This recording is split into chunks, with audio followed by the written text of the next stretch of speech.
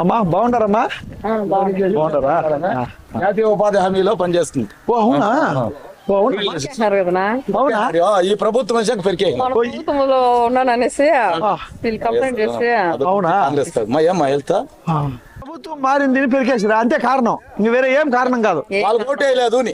ఆహా ఓటు వేయలేదని వాళ్ళు ఇట్లా వచ్చినప్పుడు నేను మాట్లాడలేదనేసి ఆహా ఓ అందుకమ్మా. ఆ సమస్యలంతా ప్రతి విలేజ్ లోనే ఉత్పన్నం అవుతాయి సార్. 18 సంవత్సరాలు ఓ సమస్య 18 సంవత్సరాలు పనిచేసిన ఒక మహిళ ప్రభుత్వం మారుతా ఉన్నట్లే తీసేస్తే ఇది మంచి ప్రభుత్వం, ఇది మంచి ప్రభుత్వం.